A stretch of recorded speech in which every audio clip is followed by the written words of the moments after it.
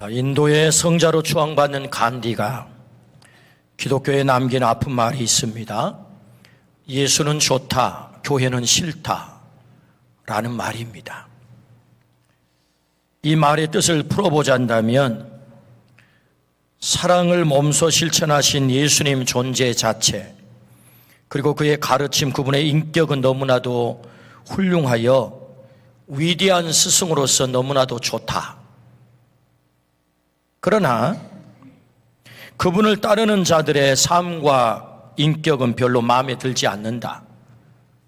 그래서 좋지 않다. 그런 말입니다. 물론 그의 말에 저는 100% 동의하지는 않습니다.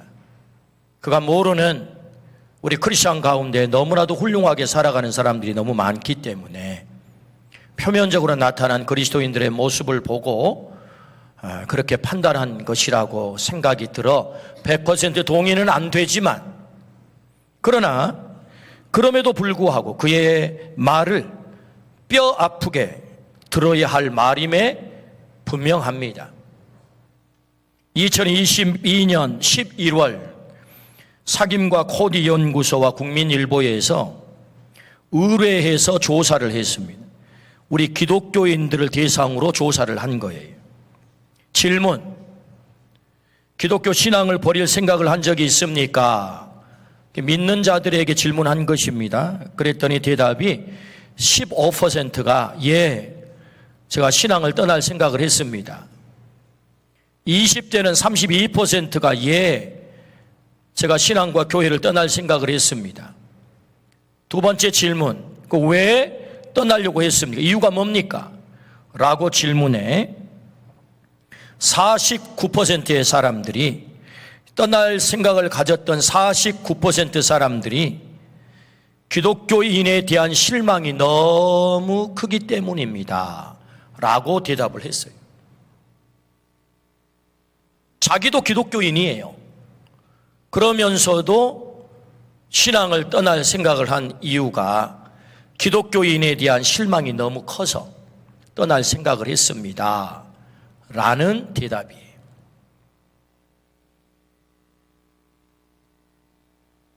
믿는 우리의 아픈 자화상이다, 그런 생각을 합니다. 우리의 자화상이 그렇다. 썩 기분 좋은 얘기는 아닙니다. 그래도 들어야 합니다. 더 가슴 아픈 것은 최근의 상황입니다. 박근혜 대통령 탄핵과 코로나를 지나면서 이 정치적 진영이 극명하게 나뉘었어요. 그 극심한 대결의 한복판에 교회가 끼어들었습니다. 자칭 지도자라고 하는 지극히 몰지각한 몇 사람이 비상식적 언행과 행동을 함으로 교회 혐오증이 더 심화됐어요. 아, 교회 싫어 하는 혐오증이 더 심화되게 된 것입니다. 때문에 간디가 남긴 말을 이 시대가 다시 소환하고 있습니다. 예수는 좋다, 교회는 싫다라는 그의 말이 다시 소환되고 있습니다. 교회가 무엇입니까? 교회의 실체는 나입니다. 나. 우리 자신, 여기 앉아 계신 우리 모두가 교회의 실체예요. 교회란 택함받은 사람들이 부름을 받아 예수 그리스도를 구주로 고백하여 하나님의 자녀가 된 자들의 신앙 가족 공동체가 교회다. 우리 자신이 교회란 말이죠. 우리가 세상으로부터 환영받지 못한 시대를 우리는 살아가고 있습니다. 그렇다면 이 아픈 시대를 살아가는 교회된 우리에게 주님이 뭘 요구하겠습니까? 그것은 너무나도 자명합니다. 예수는 좋다, 교회도 좋다, 그런 답을 얻기를 원하는 거예요. 주님이 너 때문에, 너의 삶, 너의 살아가는 모습 때문에 교회도 좋아, 예수님도 좋아, 이 소리를 주님이 듣고 싶어 하신다. 어떻게 그렇게 살 수 있겠습니까? 우리가 예수님을 닮는 거죠. 예수님을 닮는다는 것은 성화를 말하는 것입니다. 성화. 여러분, 운동선수가 천부적 재능을 가졌다고 해서 실력을 발휘하는 거 아닙니다. 실력을 갈고 닦아야 실력 발휘가 되는 것입니다. 그 운동에 맞는 근육이 발달을 해야 된단 말이죠. 신앙에도 근육이 필요해요. 우리가 예수님을 닮아가는데도 근육이 필요합니다. 이 거대한 세상의 죄악의 문화와 맞서서 싸울 수 있는 이 거룩의 근육, 경건의 근육, 성화의 근육이 필요해요. 그래야 우리가 예수님을 닮는 삶을 살아낼 수 있단 말이죠. 그래서 성화의 구원은 철저히 훈련을 통해서 이루어지는 것입니다. 성화는 그냥 이루어지는 게 아니에요. 훈련을 통해서 내 신앙의 근육, 경건의 근육, 거룩의 근육이 내 안에 형성이 되어야 내가 거룩한 성화의 삶을 살아내는 것이다. 그래서 나를 통해서 예수 그리스도의 닮는 모습이 나타나는 것이다. 할렐루야. 주님은 그걸 원하신단 말이죠. 오늘 말씀의 제목이 그래서 성화, sanctification입니다. 오늘 네가 그 삶을 살면 좋겠어 라는 말씀이죠. 베드로후서 1장 10절에서 11절 말씀. 그러므로 형제들아 더욱 힘써 너희 부르심과 택하심을 굳게 하라. 우리가 택함을 받고 부르심을 받아 교회가 되었습니다. 하나님의 자녀가 되었어요. 그럼 어떻게 하라고 하죠? 더욱 힘써 굳게 하라. 너희가 하나님의 자녀가 되었으니 훈련을 통해서 신앙의 근육을 키우고 거룩의 근육을 키워서 굳게 하라는 거예요. 그래야 어떻게 된다고요? 너희가 이것을 행한즉 언제든지 실족하지 아니하리라. 세상의 거대한 죄의 문화에 실족하지 않고 우리의 믿음을 지켜낸다라는 것 아니겠습니까? 이같이 하면 우리 주 곧 구주 예수 그리스도의 영원한 나라에 들어감을 넉넉히 주시리라. 할렐루야. 우리가 마지막 날에 하나님의 나라에, 예수 그리스도의 영원한 나라에 우리가 넉넉히 들어가야 될 줄로 믿습니다. 아멘. 그러므로 성화, 그 거룩한 삶을 네가 살아내야 되겠다라고 말씀을 하세요. 그렇다면 우리가 성화, 거룩한 삶을 살아내기 위해서 어떻게 해야 되는 것입니까? 그 첫 번째는 지식을 더하라 라고 말씀하십니다. 오늘 5절과 6절을 한 목소리로 읽습니다. 그러므로 너희가 더욱 힘써 너희 믿음의 덕의 지식을, 지식의 절제를, 절제 인내를, 인내의 경건을, 아멘.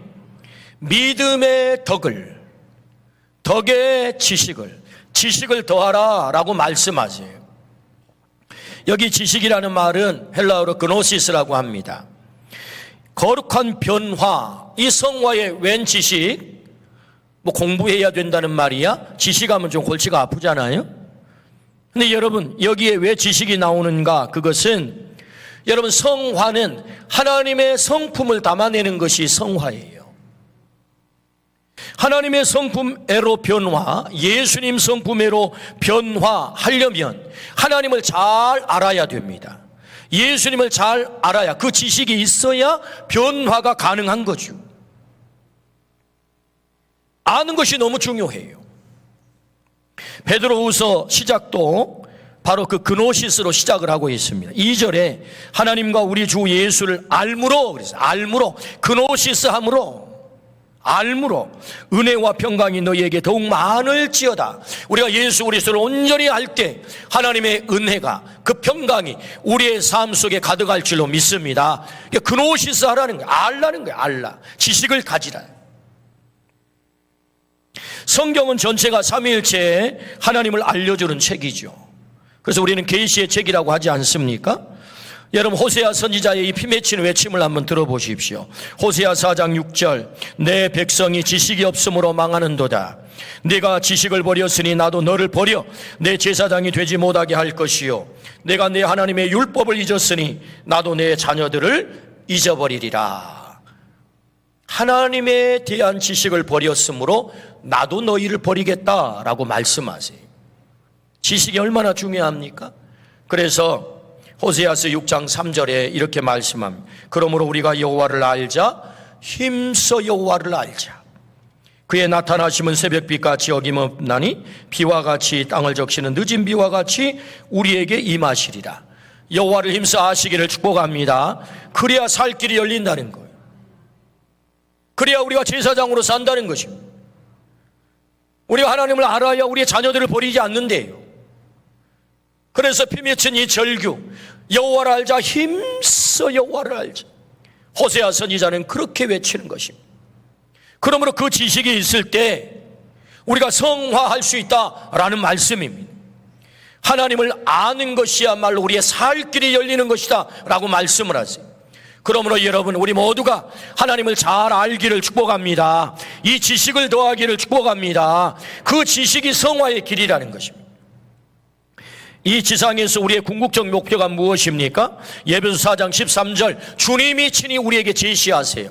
같이 읽습니다. 시작. 우리가 다 하나님의 아들을 믿는 것과 아는 일에 하나가 되어 온전한 사람을 이루고 그리스도의 장성한 분량이 충만한 데까지 이르리니. 아멘. 우리가 다 하나님의 아들을 믿는 것, 두 번째, 아는 것.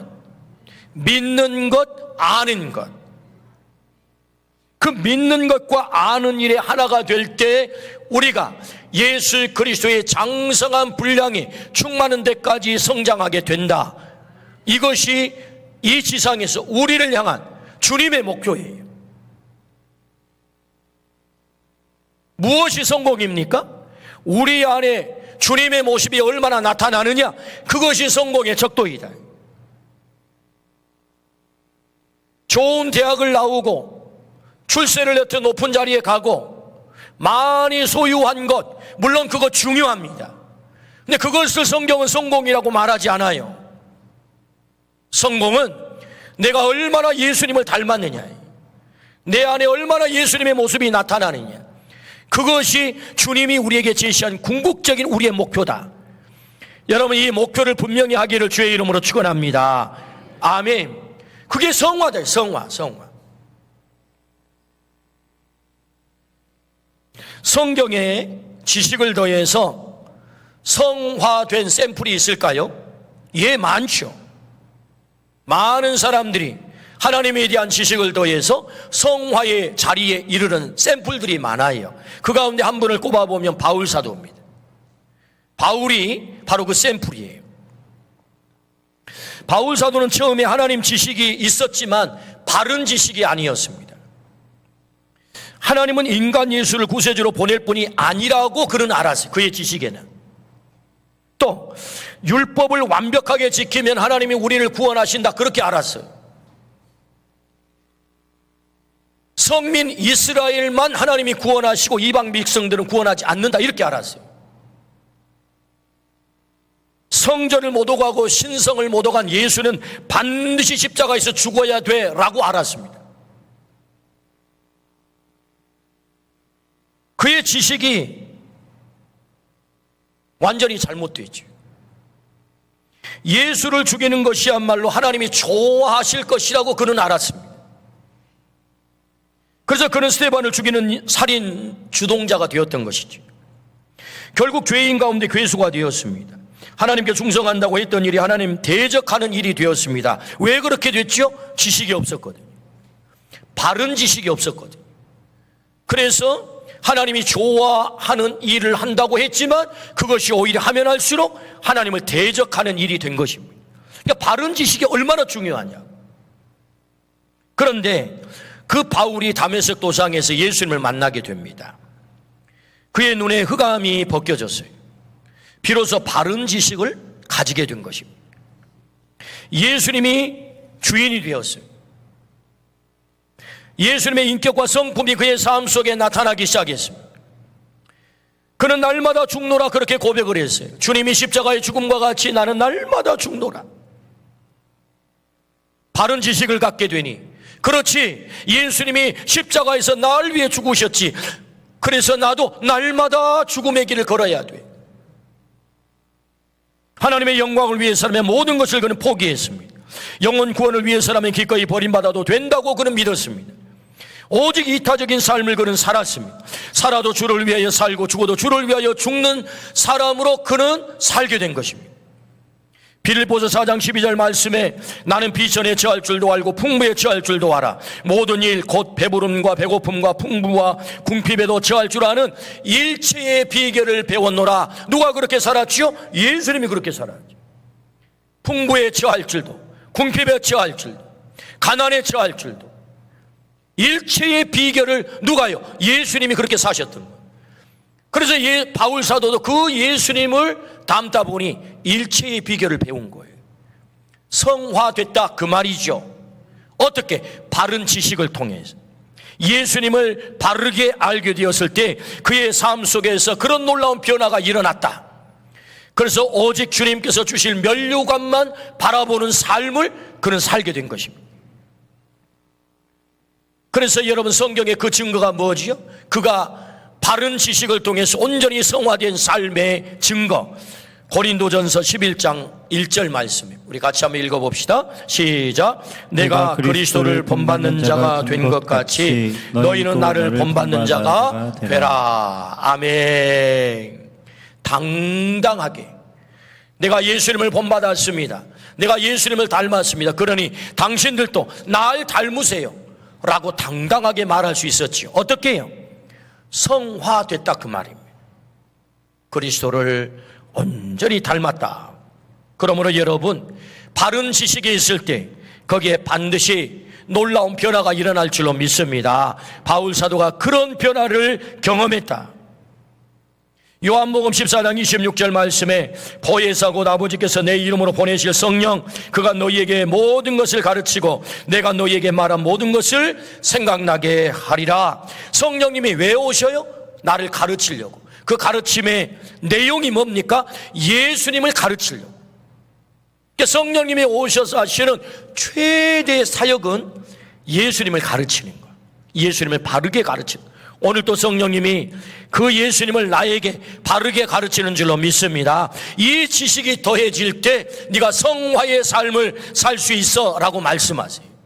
그러므로 여러분, 믿음의 덕의 지식을, 그 지식을 더함으로 우리가 이 성화의 삶, 예수 그리스도를 온전히 닮는 삶 살기를 주의 이름으로 축원합니다.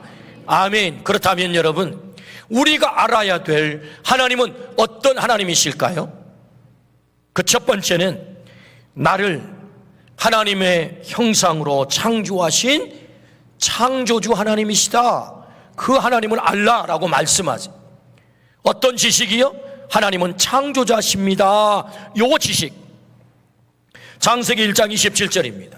같이 읽습니다. 시작. 하나님이 자기 형상 곧 하나님의 형상대로 사람을 창조하시되 남자와 여자를 창조하시고. 아멘. 여기 하나님의 형상성, 그 말은 최상의 존재로 날 창조하셨다. 하나님을 닮은 존재로 창조하셨다. 하나님을 떠나서는 살 수 없는 관계적 존재로 창조하셨다. 하나님의 대행자로 하나님이 창조하신 이 세계를 관리하고 다스리는 그 사명자로 나를 창조하셨다. 그것이 하나님의 형상성이에요. 하나님의 형상으로 날 창조하심. 그러므로 여러분, 하나님은 날 창조하시고 보시기에 심히 좋았더라 감탄하셨어요. 저와 여러분을 창조하시고 내 멋진 작품이야, 명작이야, 걸작이야, 실수가 없어. 할렐루야. 우리를 그렇게 창조하신 줄로 믿습니다. 하나님이 누구시라고요? 창조주시라고요. 날 창조하셨다고. 나를 최상의 존재로 창조하셨다고. 나를 창조하신 후 창조주 하나님께서 나를 얼마나 사랑하시는지 그 눈물겨운 이야기가 성경에 수없이 등장을 합니다. 미국의 플로신학대학의 김세윤 신약학 교수님은 그 창조주 하나님께서 우리를 사랑하는 이야기가 누가복음 15장의 탕자의 이야기다라고 해석을 했어요. 저는 그 해석에 100% 동감합니다. 그냥 한 못된 아들이 집 나갔다, 아버지 재산 다 말아먹어버렸다, 창기들과 더불어 말아먹어버렸다, 그 얘기가 아니고 하나님의 형상으로 창조함을 받은 우리 인간이 죄로 말미암아 타락하여 만신창이가 되어버렸어요.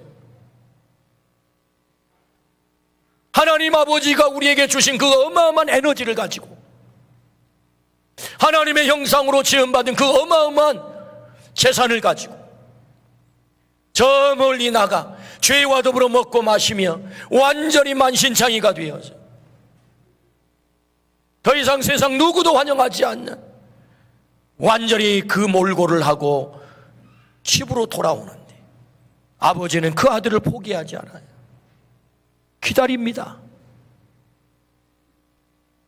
저 멀리에 그 아들이 돌아옵니다. 그 몰골이 너무 흉측합니다. 아버지는 기다릴 수 없어 뛰어갑니다.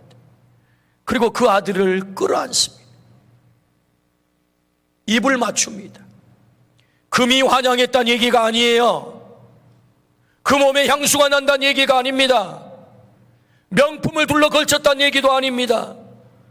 그의 몰골은 완전히 쓰레기 냄새가 나고 시궁창 냄새가 나고 완전히 만신창이가 되어 돈을 두고도 볼 수 없는 그런 만신창이의 모습. 근데 이 아버지는 그 아들을 끌어안습니다. 내가 널 기다렸어. 나는 너를 한 번도 포기한 적이 없어. 그리고 입을 맞춰요. 여전히 너는 내 아들이야. 가락지를 끼웁니다. 우리가 죄로 말미암아 망가져 버렸어도 내 인생이 세상 속에 상처받아 실패를 했다 할지라도 하나님은 나를 창조하시고 명작으로 창조하신 나를 포기한 적이 없어요.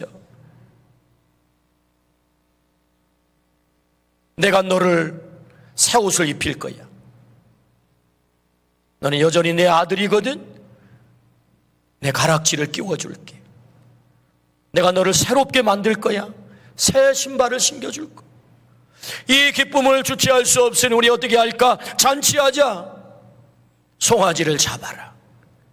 이것이 탕자의 이야기가 아니고 죄로 말미암아 만신창이 된 우리를 포기하지 않고 기다리시는 창조주 하나님 아버지의 사랑 이야기, 그게 탕자의 이야기예요. 오늘 나를 그렇게 기다리신 줄로 믿습니다. 나를 그렇게 사랑한 줄로 믿습니다. 그분이 누구세요? 창조주 하나님, 날 창조하신 하나님, 나를 최고의 작품으로 만들고 비록 세상 살다 좀 망가졌어도 괜찮아, 내가 다시 회복시킬 거야. 다시 회복시킬 거야. 고린도 후서 5장 17절 말씀, 그런즉 누구든지 그리스도 안에 있으면 새로운 피조물이라. 이전 것은 지나갔으니 보라 새 것이 되었도다. 여기 새로운 피조물, new being, 새로운 피조물이 왜 등장하는 것입니까? 원래 창조받은 하나님의 형상을 우리가 잃어버렸다는 거예요. 그런데 하나님께서 나를 그리스도 안에서 그 아들을 이 땅에 보내셔서, 그 아들을 이 땅에 보내셔서 나 대신에 그를 망가뜨리시고 나를 다시 회복시키셨다는 거예요. 나를 새롭게 창조하셨다는 거예요. 재창조하셨다. 하나님은 창조자가 되셔서 오늘 또 재창조하실 줄로 믿습니다. 하나님의 창조의 작업은 과거 완료형이 아닙니다. 오늘 또 그리스도 안에서 날마다 우리를 재창조해 가시는 줄로 믿습니다. 새로운 피조물로 새 것으로 계속해서 하나님은 오늘 또 재창조해 가신다. 할렐루야. 그렇습니다. 이것이 창조주 하나님이세요. 내 인생이 고장났다고요? 망가졌다고요? 실패했다고요? 만신창이가 됐다고요? 사람들이 날 환영해 주지 않는다고요? 내게는 어떤 소망도 없다고요? 앞도 막히고 뒤도 막히고 도대체 길이 보이지 않는다고요? 괜찮습니다. 창조자 하나님이 계세요. 내 인생을 얼마든지 만져 새롭게 창조하실 그 하나님이 계심을 믿으시기를 주의 이름으로 축원합니다. 내가 알아야 될 하나님이 어떤 하나님이신가요? 나를 하나님의 형상으로 창조하셔서 나를 포기하지 않고 그 아들을 망가뜨리면서까지 나를 재창조하신 하나님이시다. 여러분, 이 하나님을 아시기를 축복합니다. 이 지식을 더하라고 말씀하세요.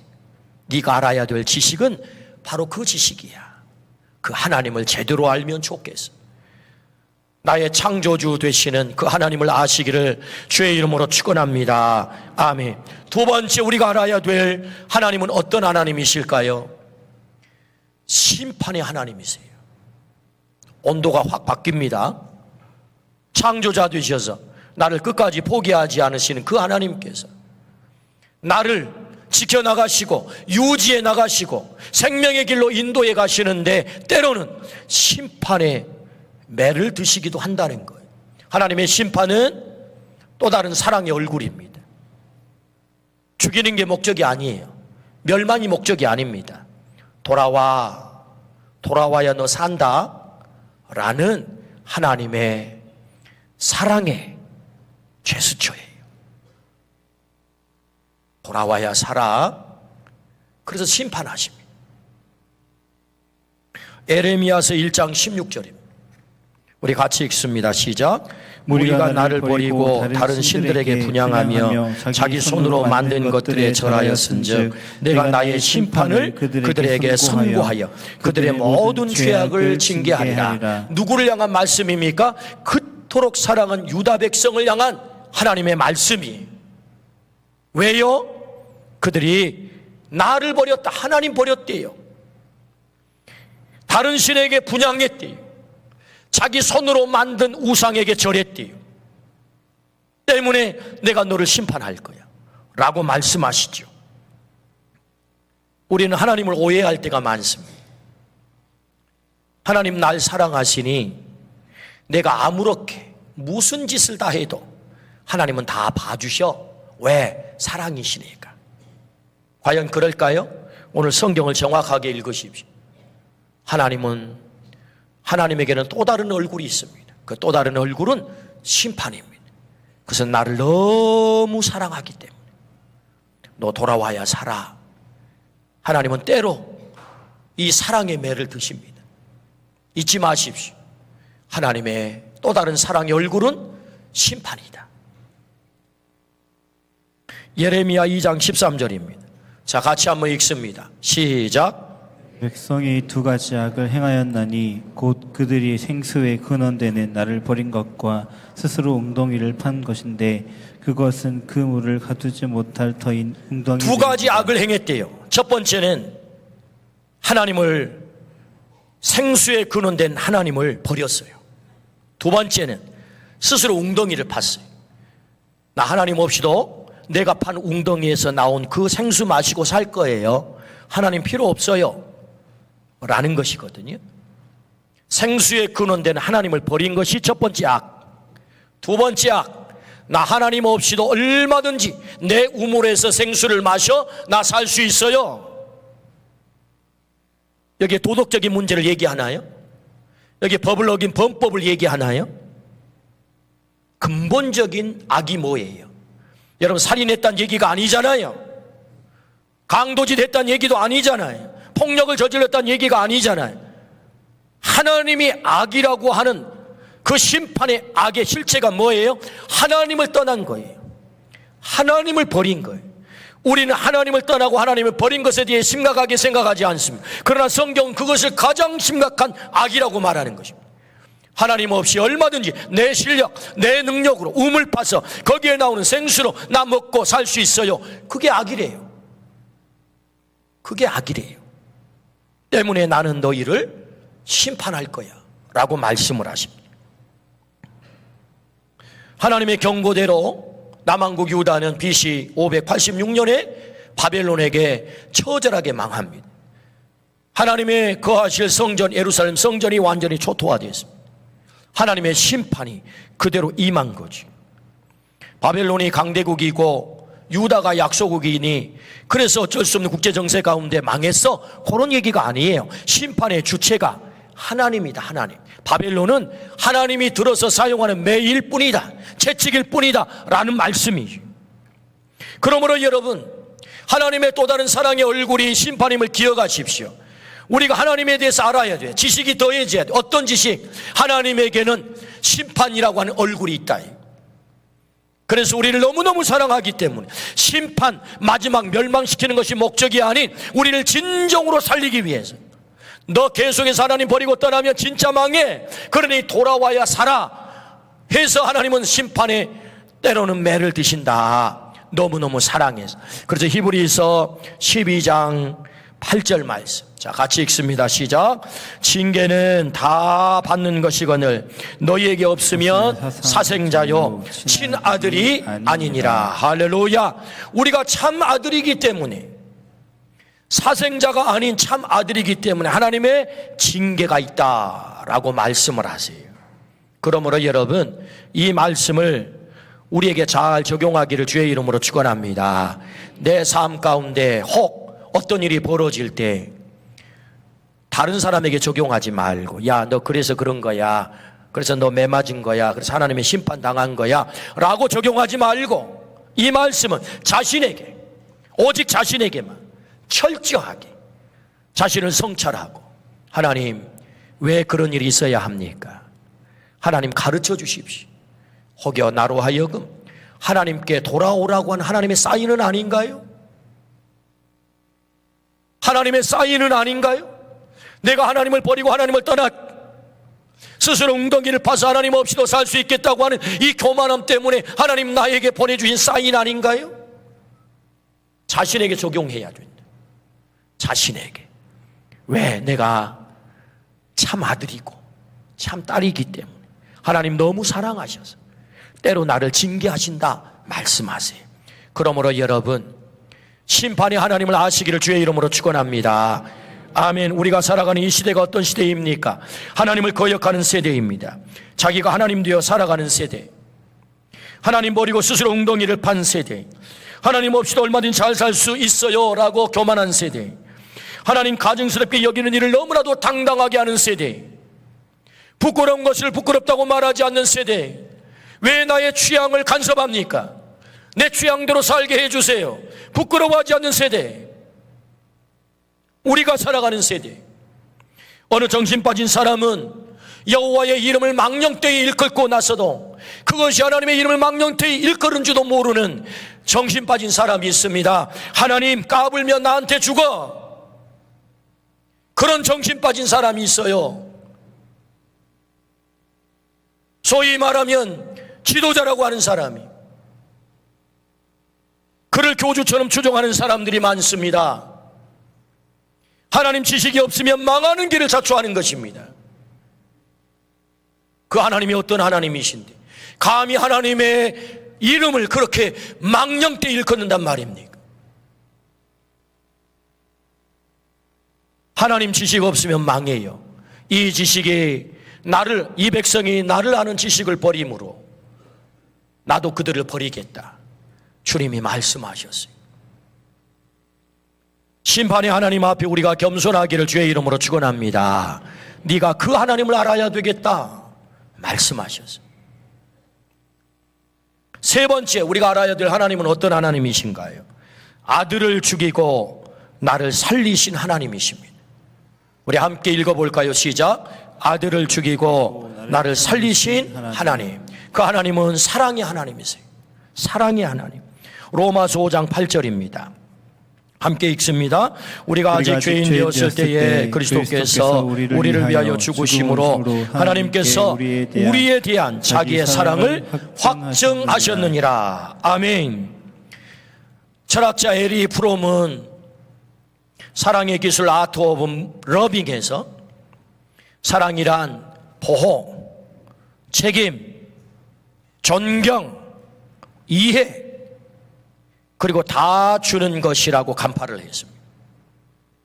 마지막 5번째 사랑의 단계는 다 주는 것이다.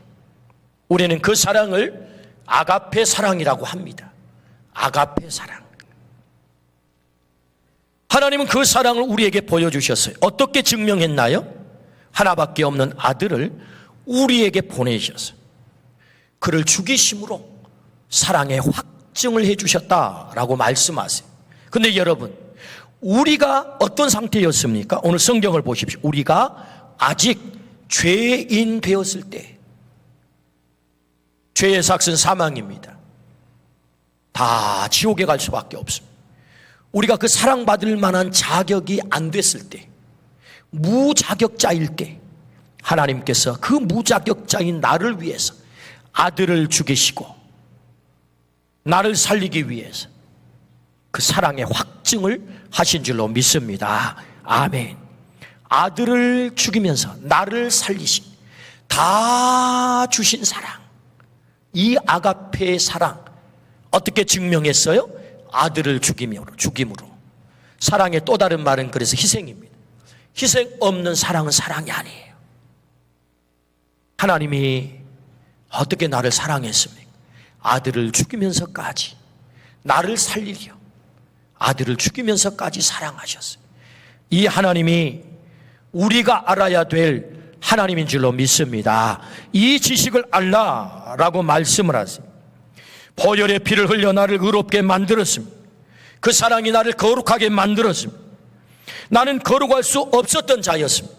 오직 예수 그리스도의 십자가가 나를 거룩하게 만든 줄로 믿습니다. 그 십자가에서 나의 부정함과 더러움과 죄됨을 다 가져가시고 나를 거룩하게 만든 줄로 믿습니다. 이 아름다운 신적 교환, 어디에서? 십자가에서 그의 사랑으로 나의 저주를 가져가시고 나에게 축복을 허락해 준 줄로 믿습니다. 나의 사망을 가져가시고 내게 생명을 주신 줄로 믿습니다.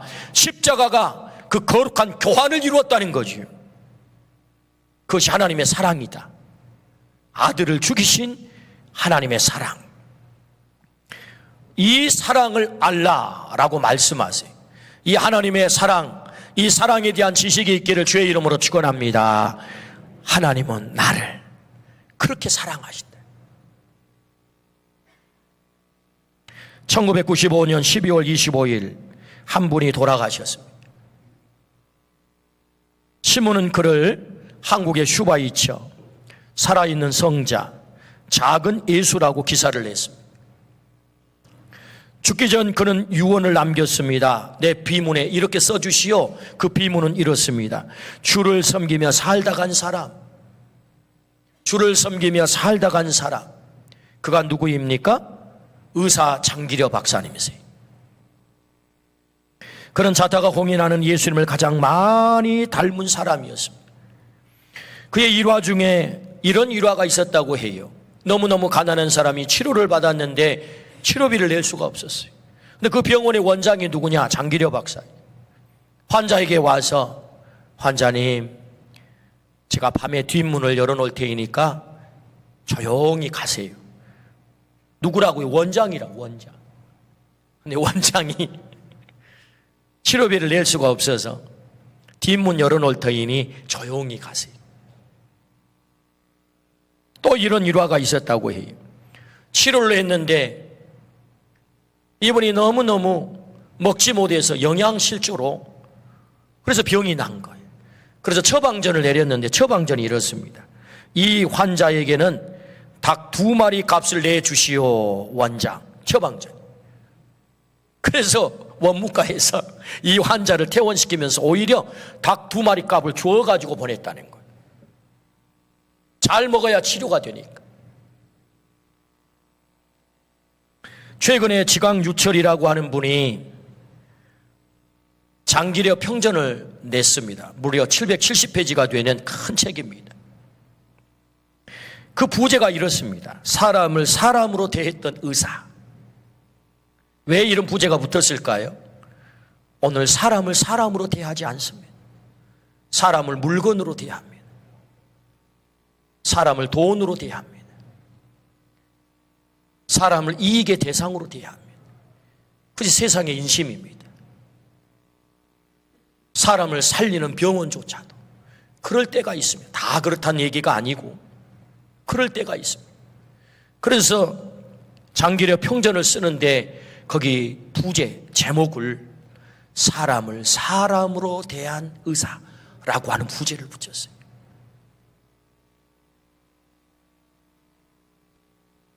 그는 작은 예수로 살았던 사람입니다. 그가 어떻게 작은 예수로 살 수 있었을까? 그것은 그가 6.25 때 가족을 생이별하고 둘째 아들과만 저 평양에서 걸어서 서울까지 피난을 왔어요.